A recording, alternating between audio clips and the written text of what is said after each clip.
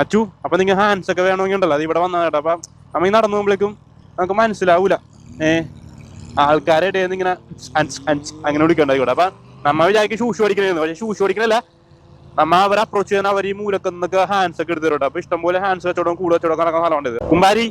അപ്പൊ ഒറ്റ സിനിമ പറയൂലേ ഇങ്ങനെയല്ലേ പറഞ്ഞ, ആരും കാണാത്തൊരു മൈക്കിൾ ഞാൻ കണ്ടിട്ടുണ്ടെന്ന് പറയില്ലേ, അതേപോലെ ഉണ്ടാവും. ആരും കാണാത്തൊരു സിംഗപ്പൂർ ഞാൻ കണ്ടിട്ടുണ്ട്. അതായത് നമ്മളൊക്കെ നാട് മിസ് ചെയ്യുന്ന ആൾക്കാരാ എല്ലാവരും ആയത്തുള്ള പോലെ. ഇപ്പൊ പാരീസിലുള്ള പോലെ ലിറ്റിൽ ഇന്ത്യ അല്ലെങ്കിൽ ഏത് ലോകത്തിലെ ഏത് മുക്കിലിന്ത്യന്ന് ഏത് മുക്കിലും മൂലയിലും ഉണ്ടാവും ഇവിടെ ലിറ്റിൽ ഇന്ത്യ. അതേപോലെ നമുക്കൊരു സിംഗപ്പൂർ ലിറ്റിൽ ഇന്ത്യ ഉണ്ട്.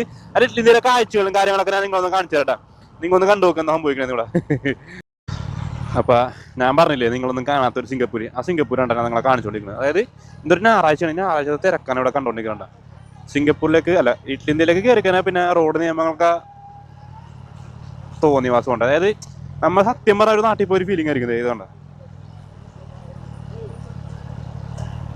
ലെഫ്റ്റിലേക്കൊക്കെ മാർക്കറ്റ് കണ്ട ആൾക്കാരെ കൊണ്ട് ഇവിടെ നിറയും. ഇതൊക്കെ വൺ വേ ആണ് കൊടുത്തിട്ടേക്കണം, മനസ്സിലായി. റൈറ്റ് സൈഡിൽ ഒരു പെയിന്റിംഗ് ഒക്കെ നോക്കി അനൗൺസ് ചെയ്തിട്ടാണ് ഓരോ കച്ചവടങ്ങളൊക്കെ നടത്തണം.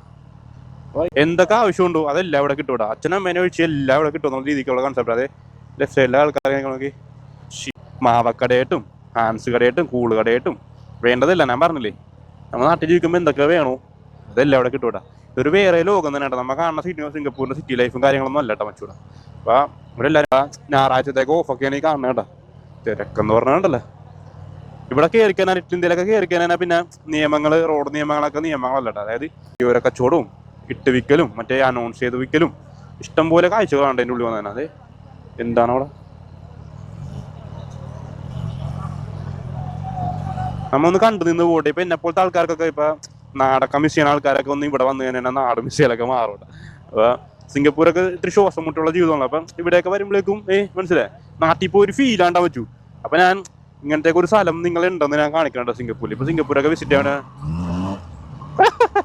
ആൾക്കാരൊക്കെ ചാടറോ മച്ചു ഒരാളേക്ക് എടുത്തോണ്ട് പോകണോ ഞങ്ങള്.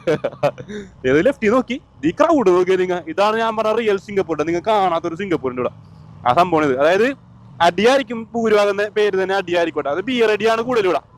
ബിയർ അടി കുറച്ച് ക്രൗഡാണ് ഇവിടെ. കൗട്ട ഇത്തിരി എക്സ്പെൻസീവ് ആണ്. അപ്പൊ എക്സ്പെൻസീവ് സൈഡിലാണ്. അപ്പൊ ആൾക്കാർ കൂടുതലും ബിയറിലേക്കാണ് തിരിഞ്ഞേക്കുന്നത് ഇവിടെ. നിങ്ങൾ ഈ വീഡിയോ കാണുന്ന സമയത്തുണ്ടല്ലോ നമുക്ക് നമ്മുടെ കുമ്പാരി ചാനലിൽ 20,000 പേര് ഫോളോവേഴ്സ് ആയിരുന്നു അവിടെ. അപ്പൊ നമ്മുടെ ഓരോ വർത്താനങ്ങളൊക്കെ കേട്ട് ഹുക്കായ ആൾക്കാരുണ്ട്. വളരെയധികം നന്ദി കണ്ടിട്ടാ മച്ചു. അപ്പൊ 20K രീതിക്ക് നമ്മളൊന്ന് സെലിബ്രേറ്റ് ചെയ്യുന്നുണ്ട്. അതിനാ മൈക്ക് വണ്ടിയുടെ സീറ്റിന്റെ അടിയിൽ വെക്കുന്നത്.